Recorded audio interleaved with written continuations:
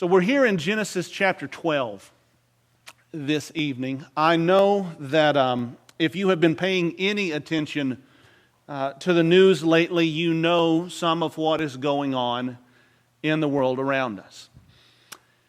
And it seems, perhaps you would agree with me, it seems that any time anything seismic happens on the world stage with regard to wars, battles, folks from different religious persuasions tend to find some way to make it into the news media and remind folks of all different religious flavors that, well, the end is coming and the end is near. And especially when it relates to the nation of Israel. We're told that any time anything happens in the nation of Israel, that is a sign of things to come, that it's a sign that the end is near, that it's a sign of Jesus' return. And oftentimes, and especially those of us who are here in San Antonio are made quite aware of this with some influential religious landscape figures that are in our city, that the United States, and more broadly to our point tonight, that Christians bear a unique and important relationship to the nation of Israel. And that, we're told, if we want to prosper and succeed and thrive in the United States of America, what we need to do is support the nation of Israel. And so that really is the question that we want to discuss this evening. Do Christians, you and I as Christians today, do we have a special responsibility to support the nation of Israel? This is kind of a challenging topic to discuss for a variety of reasons. But I want to start here, and I think it's good that we start here, if for no one else's benefit but my own. And you'll see why in this very first point, and that is, as we begin this study, understand this is not a political message, okay? You are welcome to hold whatever opinion you want on this geopolitical issue. And there are a host of perspectives on this geopolitical issue. And you are welcome to hold whatever opinion you want to hold about what's going on with Hamas and Israel and Hezbollah and Syria and Lebanon and Israel and Egypt and Palestine. Hold whatever opinion politically you want to hold on that, all right? Neither is this a study concerning the positions of presidential candidates. You vote for whomever you think can best fulfill the office of the presidency, all right? I'm not up here to tell you what your opinion ought to be on this geopolitical issue, and I'm not up here to tell you who you need to vote for when you go into the voting booth. So let's make that just very, very clear. And whatever lens you filter the rest of what we have to study about tonight through, make sure you're filtering it through these two lenses. That this is a geopolitical issue at times, and you hold whatever opinion you want on that. And number two, I'm not telling you who to vote for. And that would be improper for me to do that. Now, the purpose of our study tonight is singular, and this is what we're focusing on. Are Christians, you and I, in our capacity as disciples of Jesus Christ, are you and I compelled by what God has revealed in His Word to support the nation of Israel as it exists today? Do you and I have a responsibility to financially, materially, any other way support the nation of Israel as it is in existence today? That's our singular focus this evening. I think probably the best person to present this argument, someone that many of us are familiar with here in San Antonio, is John Hagee over at the Cornerstone Church just down the road. I never thought I would be preaching in the same town as John Hagee, but lo and behold, here I am. Okay? There are some things that Mr. Hagee presents in his teachings that I think are spot on. When John Hagee is preaching about moral matters, John Hagee can do a pretty good job of preaching about moral matters. I don't agree with him in his presentation on Israel. I think that will become clear in the course of our study. But to be fair, I think he presents his position in a very understandable way. And that's what we're going to do tonight, is we're going to look at what he has to say as he presents a defense for why Christians are compelled to support the nation of Israel. This was published, not only is John Hagee the senior kind of outgoing head teacher at the Cornerstone Church, he is also the founder of CUFI, which is the Christians United for Israel, an organization that he heads up alongside of his wife. And on that website, on the Christians United for Israel website, Mr. Hagee put out a small document entitled 7 Biblical Reasons Why Christians Should Support Israel. A lot of times when folks are putting out documents and teachings along these lines, they are tomes. They are just massive. And it's very difficult to wade through. That's why I really appreciated Mr. Hagee putting out his beliefs in such a digestible form. Some of the points kind of overlap, so we've narrowed them down to 4 or 5. And here is what Mr. Hagee presents in his small, we'll call it a tract. He says that God has promised to bless the man or the nation that blesses the chosen people. And he bases that out of Genesis chapter 12 and verse 3, where we're going to be shortly. Secondly, Mr. Hagee says that Christians owe a debt of eternal gratitude to the Jewish people for their contributions that gave birth to the Christian faith. And that's based out of the scripture reading we had this morning of Romans chapter 15 and verse 27. We'll look at that in just a moment. Mr. Hagee would go on then to tell us that Jesus considered the Jewish people his family. The idea being, well, that if Jesus considered them his family and we are followers of Jesus, we need to consider them as our family as well. And then he would kind of capstone this by saying, well, the scriptural principle of prosperity is tied to blessing Israel and blessing the city of Jerusalem. All right, so I think that's fairly digestible, isn't it? It's not too difficult to see Mr. Hagee's position in the presentation here. And so let's just go through these 4 points together and let's talk about this. And by the way, I see some of you out there pulling out your cell phones and snapping pictures. I'll make all of this available online, so you don't have to worry about, did I take a good picture or not. We'll make sure all of these charts are available afterwards, as are all of my sermon charts. So we'll make sure of that. Let's be here in Genesis 12 together, and let's read the first couple of verses here in Genesis chapter 12, verses 1 through 3. Genesis capítulo 12, verso 1 a 3. Genesis chapter 12 and verse 1. Now the Lord said to Abram, also we know him as Abraham, go forth from your country and from your relatives and from your father's house to the land that I will show you. And I will make you a great nation. I will bless you and make your name great, and so you shall be a blessing. I will bless those who bless you. I will curse the one who curses you, and in you all of the families of the earth will be blessed. So we're trying to answer the question. Remember, this is our singular focus tonight. Must you and I as Christians, must we support the nation of Israel as it exists today? And we're told yes, because God has promised to bless the man or bless the nation that blesses the chosen people, as we're told here in Genesis chapter 12, verses 1 through 3. But I think you would notice, right, as we're beginning here in Genesis chapter 12, the nation of Israel isn't in existence yet, is it? The chosen people are not in existence yet. In fact, all that we really have here is one chosen person, and that is whom? And that's Abraham, right? To whom is God speaking in Genesis chapter 12 and verse 3? He's making a promise to Abraham. Now this promise, we will see the significance of it as it unfolds all throughout the rest of the biblical story. But let's not lose sight of the fact that this is first spoken to a man. It's spoken to Abraham.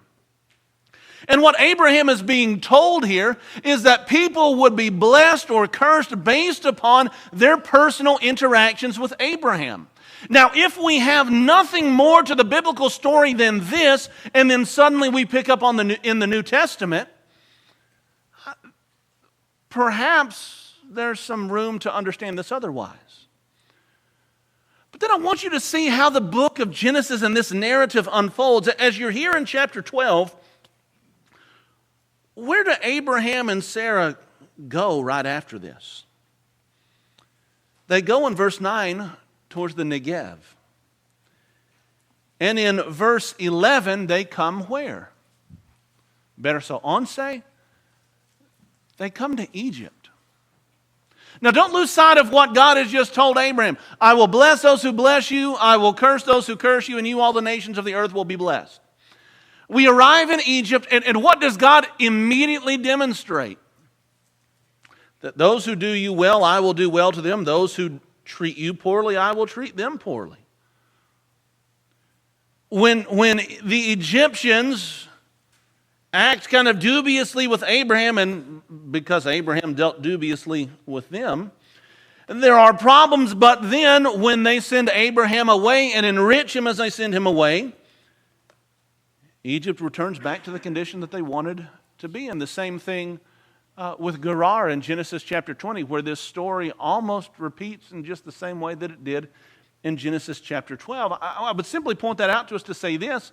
Immediately after introducing to us the proposition that I will bless those who bless you, Abraham, and I will curse those who curse you, Abraham, and in you all the families of the earth will be blessed, we then see that playing out almost immediately in chapter 12 and then again in chapter 20.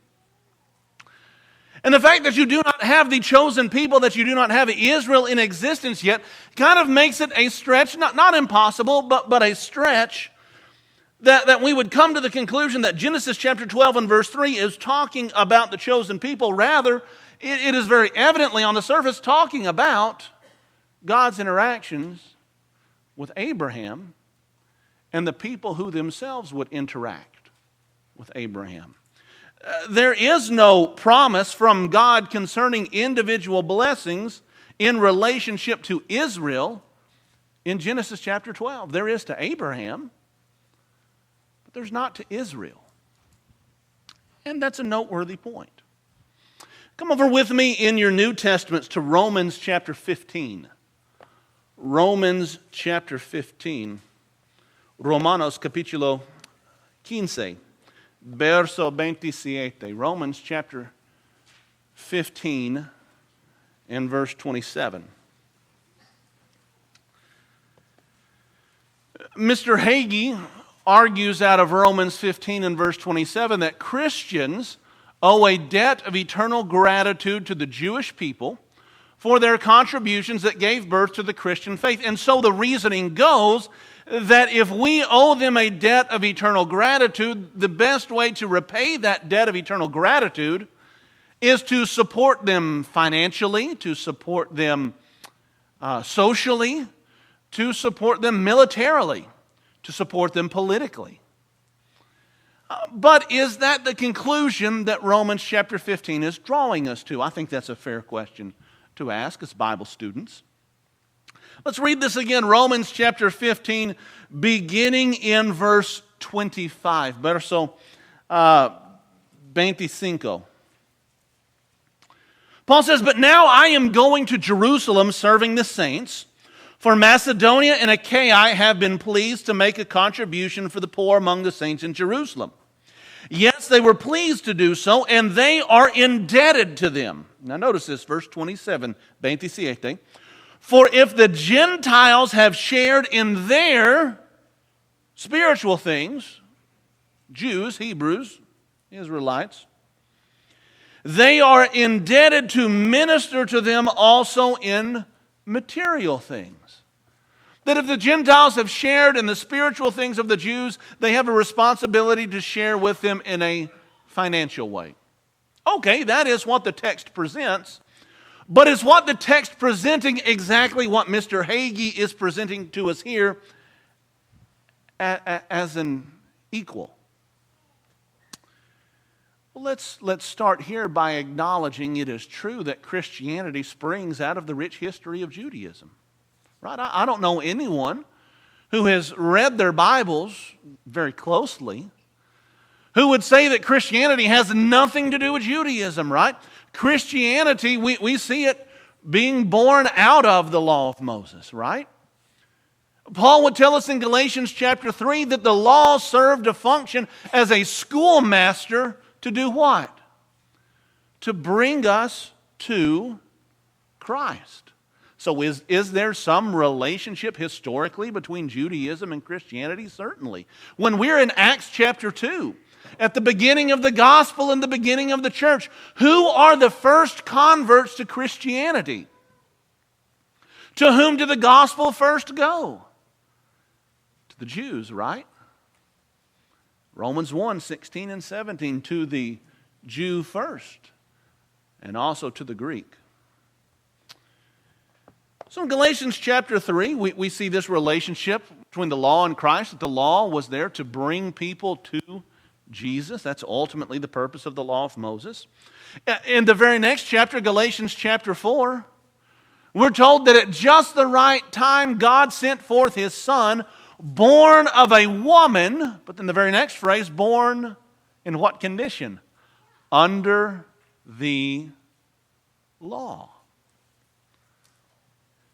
And Jesus Himself will say in the book of Matthew, I did not come to do what? I did not come to destroy the law, but I came to fulfill the law. All right. So is there this relationship between the Old Testament and the New Testament? Is there a relationship between Judaism and Christianity? Certainly. There is on a multiplicity of levels. But just because we have this connection here, does that mean, and pay attention very carefully here, just because we have these connections, does that mean that you and I as Christians today are commanded by God to support the modern nation of Israel? If we phrase that just a little bit differently here in Romans chapter 15, is Romans 15 and verse 27 commanding Christians today to support national Israel? Well, let's look at the text. Sometimes that's what gets lost in all of these biblical discussions is we base these discussions out of the text, and then what do we immediately do? We walk away from the text. Let's get back in the text. Let's do a little work here. Romans chapter 15 and verse 27. Who were those who were being relieved here in Romans chapter 15 and verse 27? Well, if we're only paying attention to verse 27, it's Gentiles relieving whom? Jews. But if we broaden out this context just a little bit, look at the two verses prior, verses 25 and 26. Those who are being relieved here in Romans 15 and verse 27 are not simply Jews, and that's the end of the story. Right, look at verse 25. Paul says, I am on my way to Jerusalem serving whom? And here's our first clue that there's something more going on here. Paul does not say, I am on my way to Jerusalem serving the Jews. He says, I am on my way to Jerusalem serving whom? Serving the saints. Keep reading verse 26. For Macedonia and Achaia have been pleased to make a contribution for whom? The poor among the saints in Jerusalem. The focus of this text is not about Jews being relieved by Christians and by the church in Macedonia or the churches in Achaia. That's not the point here. The point rather is that here were Christians relieving whom? Fellow saints. Might it be a safe conclusion to arrive at that most of these who were receiving relief were ethnically speaking Jews? That might be a pretty safe assumption to come to. Could we conclude that all of these here are Jews? No. And more than that, could we draw a direct line of equivalency between a Jew that existed in the first century and Judaism as it is presented today? I think that's a worthy question that needs to be explored a little bit as well. But what we see here in Romans 15 and verse 27, when we expand the context, when we don't just lift one verse out, but when we read just a couple of verses before and a couple of verses after and take a context, what we realize is, no, this text isn't speaking strictly to those of a particular ethnicity. Rather, what this text is speaking to is how Christians take care of whom? Other Christians. How Christians take care of themselves, of fellow saints. That's what Romans 15 is talking to us about. It's interesting, as Mr. Hagee continued his defense of the nation of Israel today from this text, Mr. Hagee made this statement. It is not possible to say, I am a Christian, and not love the Jewish people. Now, don't raise your hand and don't talk back to me. No, that sounded bad. Don't answer out loud. That sounds better. Don't talk back to me. Don't feel the need to answer out loud. Would you agree or disagree with that statement? It is not possible to say, I am a Christian and not love the Jewish people. You know what? I would agree with that statement. I would wholeheartedly agree with that statement, and I hope you would wholeheartedly agree with that statement. But I don't have any way of knowing. I am not saying Mr. Hagee believes this or disbelieves this, so don't think that. But I'm just posing a question for our own mental rehearsement. Let me make that clear. I don't want to put words in anyone's mouth. That's not fair. I wouldn't want someone to do that to me. But I wonder, those that would subscribe to Mr. Hagee's position, could we make this statement? It is not possible to say, I am a Christian and not love Arab people. Because I would wholeheartedly agree with that statement too, and I hope you would too. It is not possible to say, I am a Christian and not love the Arab. I suppose it is possible, but it's not godly. Maybe we should say it like that. It's a contradiction in terms at the very foundational level. If we're going to be like Jesus, if we're going to be disciples of Jesus, do we have to love Jewish people? Yep. Do we have to love Arabs? You better bet you we do. Well, what about this? It is not possible to say, I am a Christian and not love black people. Same thing, right? If I'm going to be a Christian, I've got to love black people, don't I? It's not possible to say I'm a Christian and not love white people. What are we seeing here? It's not possible to say I'm a Christian and not love people. We got to love everybody. Jew or Gentile or Arab or black or white, it doesn't matter. If I'm going to be a Christian, I've got to love everybody. I appreciate what Mr. Hagee is trying to say there. I think it might skew the point just a little bit, though, if we're thinking that there is one particular segment of the human population that we really, really, really have to love, almost leaving the impression that there are some who are just simply unlovable, or that God doesn't really expect us to love. No, if I'm going to be a Christian, I've got to love everybody. Which let's just depart, if you'll let me depart for just two minutes here. Someone start their timer and you can tell me when 2 minutes are over. Somebody says, yeah. But have you seen the pictures and the reports coming out of Israel? Or have you seen the pictures or reports coming out of Ethiopia? Or Eritrea? Or Djibouti? Yes, that's a country, don't laugh. Or any of these other nations where you have wars and battles raging. And that's not to say that whatever we're seeing out of one country that may hold a particular significant place in our hearts, it's not to say that it's unimportant or that we ought to turn a blind eye to it. Somebody says, well, I just don't know how to pray then. What do I pray for?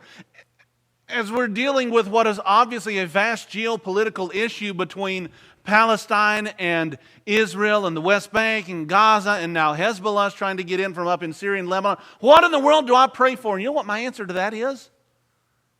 I don't know.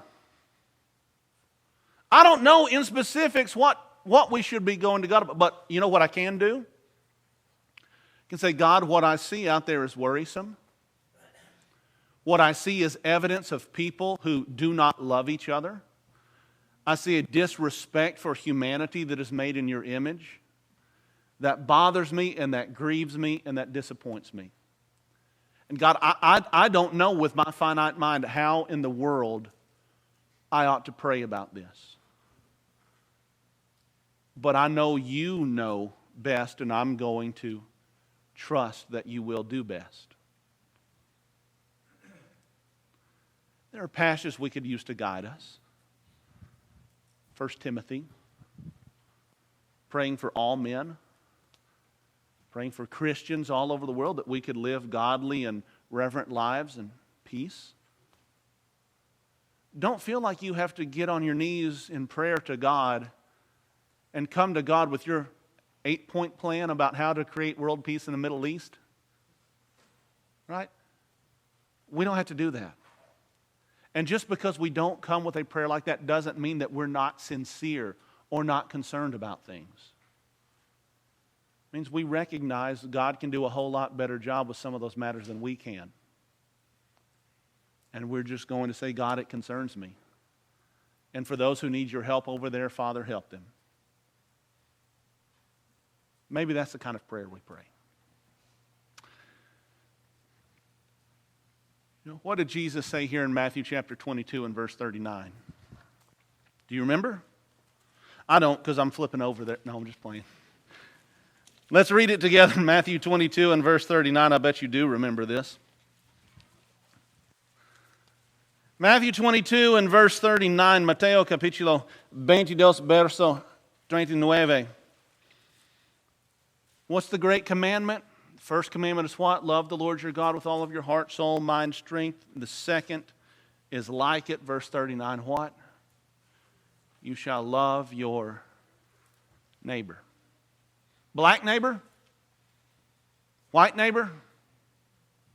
Brown neighbor? Arab neighbor? Muslim neighbor? Jewish neighbor? African neighbor? Asian neighbor? Yep. You shall love your neighbor as yourself. Let's press on Matthew chapter 25. Just a couple of pages over. Mateo capítulo 25. Matthew chapter 25.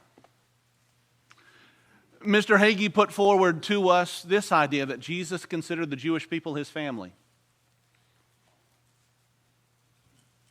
Agree or disagree? Well, of course he did. Because they were his family. There's just the immediate sense of that. Galatians chapter 4 and verse 4. God sent forth his son, born of a woman, born under the law. Jesus was a Jew. His immediate family were Jews. Of course he considered Jewish people his family. But the context here in Matthew 25 and verse 40 is a bit more expansive than just immediate family. You remember this is Randy Walter, this is our text on the sheep and the goats, right? Or the sheep and the goats, however you want to arrange that, I'm not quite sure. But as you look at verse 40, the king will answer and say to them, truly I say to you, to the extent that you did it to one of these brothers of mine, even the least of them, you did it to me, Jesus says. And so Mr. Hagee presents the argument to us here that when Jesus is talking about his brothers here, what he means by that is Jewish people. But who who did Jesus identify as his brothers in this text? Well, let's just start with what the text says. I don't read the word Jew or Jewish or Israelite in here. I'm sure you don't either. But what we do read about are people who were hungry and thirsty and lonely. And we read about people who were helping those who were hungry and thirsty and lonely. That begins to paint a picture for us of who Jesus' brothers were. Nothing in this text demands that brothers equals Jews. But what we do see Jesus laying out here is the sentiment of Luke 10 in the parable of the Good Samaritan, right? Who is my neighbor? The man asked, trying to escape the inevitable conclusion of Jesus' teaching in Luke 10. Jesus said, whoa, whoa, whoa. Let me tell you a story. And he gives the parable of the Good Samaritan, and he ends that parable, do you remember, by asking one question. Who was a neighbor to the man who fell among the thieves? And what did the man respond with? The one who showed him mercy. And then what did Jesus follow that with? You go and do the same. Isn't Jesus in Matthew 25 just demonstrating for his audience the importance of fulfilling the parable of the Good Samaritan? Of just being good, being kind, being merciful? Who is my neighbor? That's what we just read in Matthew 22. Love your neighbors yourself. Well, who is my neighbor? The person who needs my help, that I'm capable of helping. That's my neighbor. Answer me this, did Jesus ever explicitly identify those whom he considered family? If we expand this context out just a little bit more, did Jesus ever tell us, you know what, just to clear it up for you, here's my family? And in fact, he did, didn't he? Do you remember this? Matthew chapter 12, flip back to Matthew chapter 12, Mateo capítulo 12. Verso 46, Matthew chapter 12 and verse 46. While Jesus was still speaking to the multitudes, his mother and his brothers were standing outside seeking to speak to him. So here's who Jesus identified as his family, his mother and his brothers. Keep reading. Verse 47. Someone said to Jesus, behold, your mother and your brothers are standing outside seeking to speak to you. But he answered the one who was telling him this and said, who is my mother and who are my brothers? Are you confused, Jesus? Is this a question that puzzles you? And of course not. Jesus is making a point, isn't he? Verse 49, stretching out his hand towards his disciples, Jesus said, behold my mother and my brothers, for whoever shall do the will of my Father who is in heaven, he is my brother and my sister and my mother. Who did Jesus identify as his family while here on the earth? His disciples. Are the only people who followed Jesus Jews? The book of Mark tells us, nope. Point being what? Who did Jesus identify as his family? Those who followed him. Didn't matter color, didn't matter background. Those who would take up the cross and follow him, that's who Jesus considered family. In his defense of this, I mentioned this earlier, I want you to be able to see it for yourself. This is what Mr. Hagee said when quoting Matthew 25. Verily I say to you, inasmuch as you have done it unto the one of the least of these my brethren, his words here, parentheses, the Jewish people, Gentiles were never called his brethren. You have done it unto me. Now, there are some uncomfortable conclusions that would come out of that, not the least of which is this. What does that do to you and me in our relationship with Jesus Christ? I don't claim to know everyone's ethnicity in here. I can only speak from my own. I'm not ethnically a Jew. Does that mean that Jesus is not my brother? Let me show you why this is significant. Look at Hebrews chapter 2. Hebreos capítulo 2, verso 14. Hebrews chapter 2 and verse 14. Now catch this with me. Hebrews chapter 2 and verse 14. Since the children share in what? Flesh and blood. So who are the children here? Who shares in flesh and blood? This is a way of referring to humanity. Since the children share in flesh and blood, he himself likewise also partook of the same, that through death he might render powerless him who had the power of the death, that is the devil, and he might deliver those who through fear of death were subject to slavery all of their lives. For assuredly he does not give help to angels, but he does give help to the seed of Abraham. We'll talk about that more in just a moment. Verse 17, therefore he had to be made like his what? His brethren in all things. How was he made like his brethren? Go back to verse 14. We're in flesh and blood, and so he likewise partook of the same flesh and blood. How was Jesus made to be like his brethren? He came in flesh. Last I checked, Jews have flesh and blood, but so does everyone else here in the world. Who did Jesus consider his family? Anyone that would follow him. Who would Jesus count as brethren? Anyone here who would follow him and come to him, whether Jew or Gentile. The last point Mr. Hagee would make of substance here is from the 122nd Psalm in verse 6, where he says the scriptural principle of prosperity is tied to blessing Israel in the city of Jerusalem. Look at Psalm 122. Salmos 122 y verso 6. My Spanish teacher from way back when, I think, would be proud that I can say my Spanish numbers in 100.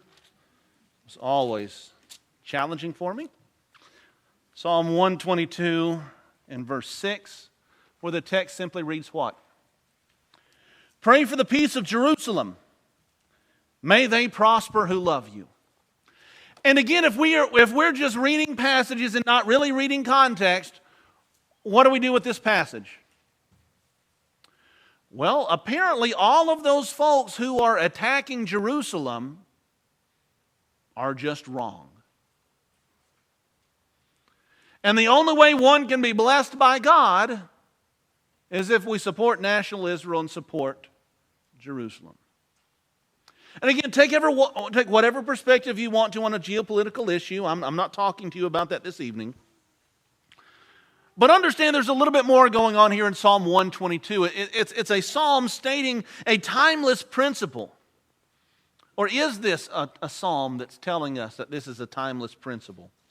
That if you want to be blessed, you have to bless the Jewish people. You will notice there in the 122nd Psalm, maybe your Bible makes this note that this is a song of ascent. Do you see that up above verse 1, a song of ascent? This is one of the different categories of psalms that you'll read. And a song of ascent was one of the psalms that would traditionally be sung by Jewish worshipers as they were approaching Jerusalem for one of the feast days. And because Jerusalem was built on top of a hill, on top of a mountain, just like every road leads to Rome, every road to Jerusalem goes up. And so you were literally ascending, and as you were ascending to Jerusalem and you started to see the city break over the horizon, you would start to sing out of joy. Your journey's almost done. You're almost there to Jerusalem to worship, to be at the temple, to partake in these festivals. And the people would sing.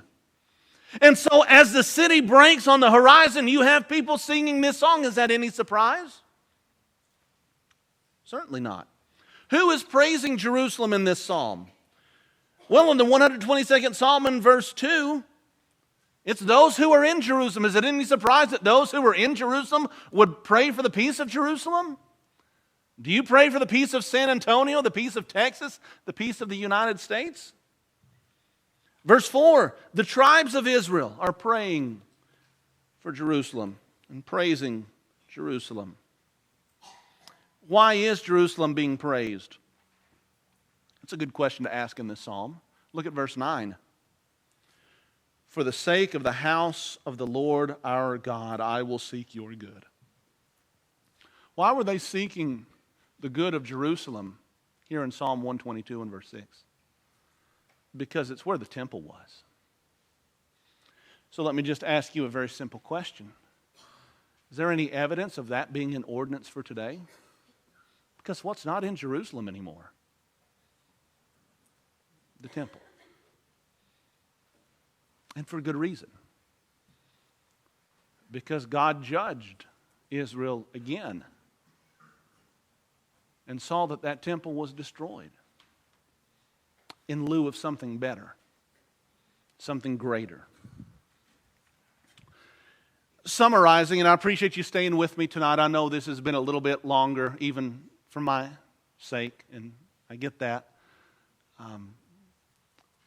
We got about 5 minutes left. Just stick with me here, all right? Mr. Hagee ended this tract by saying this: we support Israel because all other nations were created by an act of men, but Israel was created by an act of God. The royal land grant that was given to Abraham and his seed through Isaac and Jacob with an everlasting and unconditional covenant. Well, it is true that Abraham's descendants receiving the land was unconditional. Genesis 15 makes that clear. God said, I'm going to do this, Abraham. I'm going to give this land to your descendants, and God did. But when we come into Deuteronomy 28, Moses makes it clear.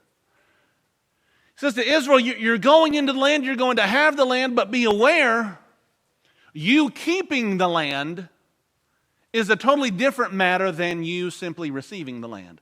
God will make sure you receive the land and God will put you in the land, but your continued presence in the land is dependent upon your what? Your faithfulness to God. And if you turn against God, that land will spit you out. What we see in the book of Joshua is God fulfilled His promise. That's what Joshua says to the people and the elders of the people at the very end of the book of Joshua. God has fulfilled His promise to you, and He has given you the land that He promised to your fathers. Even names off the borders there. God fulfilled His promise. He gave them the land just like He said He would. And then what happened? The kingdom divided, and Israel, the northern kingdom, turned away from God. And what did God do? He disinherited them. The land spit them out. They went off to Assyrian captivity, never to be constituted as a nation again. Same thing happens to Judah. They're going to be given over to captivity and judgment by God. They'll come back for a little while. But then we're promised that even though God gave them over, God wasn't just done. God was working out something better. Behold, the days are coming, Jeremiah 31:31, God says, when I will establish a new covenant with the house of Israel and with the house of Judah. Not like the former covenant that I made with them and with their fathers when I took them out of the land of Egypt, but I will make a new covenant with them. Language that is repeated in the book of Hebrews and applied to the New Testament. The new covenant, the gospel of Christ that you and I are familiar with today. Let's wrap this up. Three simple points to walk away with here this evening. Number one is this. God's commands regarding the support of Jerusalem and Israel were based in the law of Moses. Psalm 122 and passages like that. However, the law of Moses has been taken away. Hebrews 7 and verse 12 makes that clear. Hebrews 9:15, Colossians 2, passages like that. The law of Moses is no longer bound on men and women today. We're not under the law of Moses anymore. You and I are under the law of Christ, the gospel of Jesus Christ, the new covenant. Number two, and I think a point that bears much more examination and much more thought than perhaps what is given in the religious world today. What we see with modern Israel today is incomparable to the Israel of the Old Testament. For a host of reasons, not the least of which is, where's the priesthood today? Where are those sacrifices? Where's the red heifer? think science would tell us we don't even know what a red heifer is anymore. Where's the temple? Where are the festivals? Where are the lineages? How do you know if you're a son of Abraham? And I would very gingerly, and I mean that in all sincerity, I would very gingerly pose this question. How can anyone today know that they are a descendant of Abraham? How can anyone have any confidence in that? And there's only one person who can. And do you know who that is? Look at Romans chapter 2. Look at Romans chapter 2. There is only one person today who can have confidence that they are a descendant of Abraham. Let's make this clear. Abraham's an important figure in the Bible. Israel is an important figure in the Bible. And I hope you understand that nothing that we're saying in this study is saying that Israel was purposeless, useless. Nor am I trying to say that God does not care for certain segments of people today. I am not saying that at all, and I hope that's clear to you. We're supposed to love everybody because God loves everybody. But who is the only person on the world today who can have confidence that they are a descendant of Abraham? Look at Romans chapter 2 and verse 28. The answer's here. The only person that they can have confidence in being a descendant of Abraham are Christians. Romans 2 and verse 28. For he is not a Jew who is one outwardly, neither is circumcision that which is outward in the flesh, but he is a Jew who is one inwardly. And circumcision is that which is of the heart, by the Spirit, not by the letter. And his praise is not from men, but from God. Who's the true Jew today? Who's the true child of Abraham? One last passage, Galatians 3. Galatians 3. And look at verse 16. Gálatas capítulo 3, verso 16. Now the promises were spoken to Abraham and to his seed. He does not say and to seeds as referring to many, but rather to one, and to your seed. And there are a lot of accurate questions to the answer of who is Abraham's descendant. Isaac? Jacob? Yes, but for the purposes of the Holy Spirit, who is the seed of Abraham? And to his seed, that is Christ. So then continuing on in verse 24, the law has become our schoolmaster to lead us to Christ, that we should be justified by faith. But after that faith has come, we are no longer under a schoolmaster, for you are all sons of God through faith in Christ Jesus. For as many of us as have been baptized into Christ have put on Christ. There is neither Jew nor Greek, there is neither slave nor free, there is neither male nor female, for you are all one in Christ Jesus. And if you belong to Christ, then you are what? Then you are Abraham's seed, Abraham's descendants, Abraham's offspring, and heirs according to the promise. You and I can be God's people today by having the faith of Abraham. If you look at your life this evening and you're not in that relationship with God, if you are not one of God's people this evening, that can change, as we just read in the book of Galatians, by coming to Jesus Christ in faith, submitting to Him in baptism, putting Him on and raising to walk a new life. Maybe as a Christian you haven't been living as you should, and you want to come back to the one who loved you and gave Himself for you. If we can help you respond to the gospel,